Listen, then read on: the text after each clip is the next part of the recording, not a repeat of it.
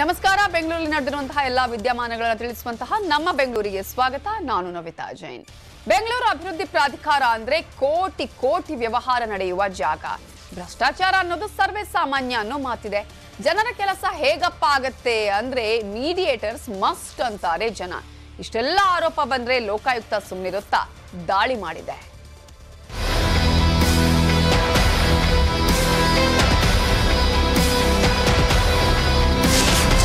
ACB ರದ್ದು, ಮತ್ತೆ ಅಖಾಡಕ್ಕೆ Lokayukta entry. BDA ಕಚೇರಿ ಮೇಲೆ ದಾಳಿ, ದಾಖಲೆ ಪತ್ರ ಪರಿಶೀಲನೆ.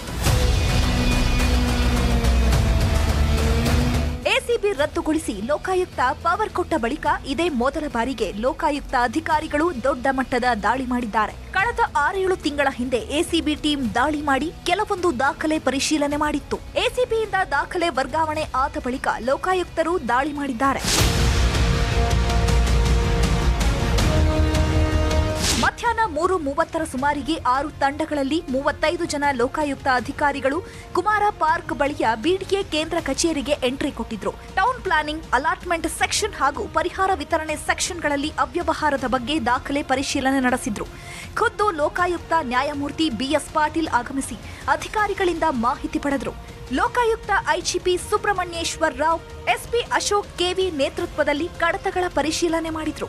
ಸಾರ್ವಜನಿಕರಿಂದ ಸಾಕಷ್ಟು ದೂರುಗಳು ಬಂದಿದ್ರಿಂದ ದಾಳಿ ಅಂದ್ರು ಲೋಕಾಯುಕ್ತ ನ್ಯಾಯಮೂರ್ತಿ.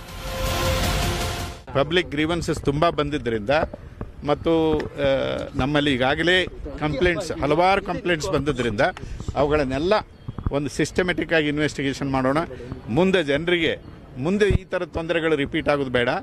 ಹಿಂದೆ ಆದದ್ದನ್ನು ವಿಚಾರಣೆ ಮಾಡೋಣ. ಮುಂದೆ ಬರೋದನ್ನು ಒಂದು ಸ್ಟ್ರೀಮ್ ಲೈನ್ ಆಗಬೇಕಲ್ಲ. ನಮ್ಮ ಟೀಮ್ ಬಂದು ಈಗ ಇನ್ವೆಸ್ಟಿಗೇಷನ್ ಶುರು ಮಾಡಿದೆ. ಏನೇನು ದಾಖಲೆಗಳು ಬೇಕು ಅದನ್ನೆಲ್ಲ ಸೀಸ್ ಮಾಡೋದಿದ್ರೆ ಸೀಸ್ ಮಾಡ್ತಾರೆ, ಸರ್ಚ್ ಮಾಡೋದಿದ್ರೆ ಸರ್ಚ್ ಮಾಡ್ತಾರೆ. ಮುಂದೆ ಎಲ್ಲನೂ ಪ್ರೋಸೆಸ್ ಮಾಡಿಕೊಂಡು ನಾವು ಕೆಲಸ ಮಾಡ್ತೀವಿ. ಆವಾಗ ನಿಮಗೆ ವಿಷಯಗಳನ್ನು ತಿಳಿಸ್ಬೇಕು, ಅದನ್ನೆಲ್ಲ ತಿಳಿಸ್ತೀವಿ. ಲೋಕಾಯುಕ್ತ ಅಧಿಕಾರಿಗಳು ದಾಳಿ ಮಾಡ್ತಿದ್ದ ಹಾಗೆ ಸಾರ್ವಜನಿಕರು ದೂರುಗಳ ಮಹಾಪೂರವೇ ಆಯಿತು. ನೂರಾರು ಸಾರ್ವಜನಿಕರು ಖುದ್ದು ಭೇಟಿಯಾಗಿ ಸಂಕಷ್ಟಗಳ ಬಗ್ಗೆ ಹೇಳಿಕೊಂಡ್ರು.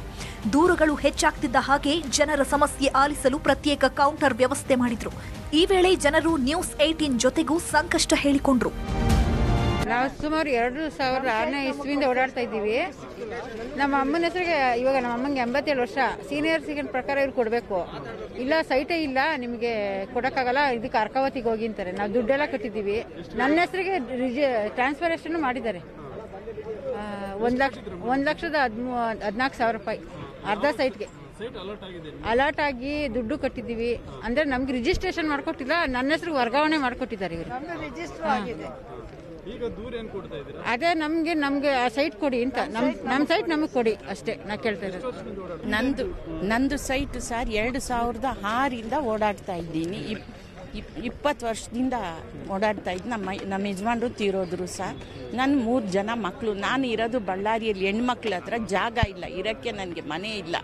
ನನ್ನ ಮಗಳು ಬಾಡಿಗೆಗಿದ್ದಾಳೆ ಸರ್. ನಾನು 2006ರಲ್ಲಿ ಅಲರ್ಟ್ ಆಗಿದೆ ಸರ್. ಜಕ್ಕೂರಲ್ಲಿ 100 ಸೈಟ್ ನಂಬರ್ ಟ್ಯಾಕ್ಸ್ ಕಟ್ಟಿದ್ದೀವಿ. ಇದು ರಿಜಿಸ್ಟರ್ ಆಗಿದೆ ಸರ್. ನನ್ನ ಹೆಸರಿಗೆ ಎಲ್ಲ ಆಗಿದೆ. ರಾಜೇಶ್ ಗೌಡ್ರು ನೀವು ಅಲ್ಲೇ ಇದೆ ಅಮ್ಮ ನಿಮ್ಮದು ಸೈಟು, ನೀವು ಹೋಗಿ ಅಂದರು. ಇವ್ರೇನಂತಾರೆ, ಇಲ್ಲ ನಿನಗೆ ಸೈಟ್ ಇಲ್ಲ, ಕೆಂಪೇಗೌಡಾಗ ಹೋಗಿ.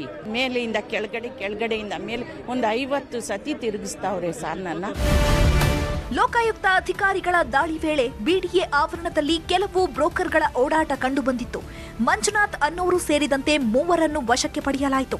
ಇನ್ನು ಸಂಜೆ ಡ್ಯೂಟಿ ಮುಗಿಸಿ ಮನೆಗೆ ಹೊರಡಲು ಸಜ್ಜಾಗಿದ್ದ ಬಿಡಿಎ ಸಿಬ್ಬಂದಿಗೆ ಲೋಕಾಯುಕ್ತ ಅಧಿಕಾರಿಗಳು ಶಾಕ್ ಕೊಟ್ಟು ಗೇಟ್ಗೆ ಬೀಗ ಹಾಕಿಸಿದ್ರು.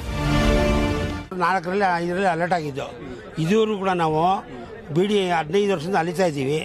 ಇದುವರೆಗೂ ಅವರು ಯಾವ ಅಧಿಕಾರಿಗಳು ಸ್ಪಂದನೆ ಮಾಡ್ತಾ ಇಲ್ಲ.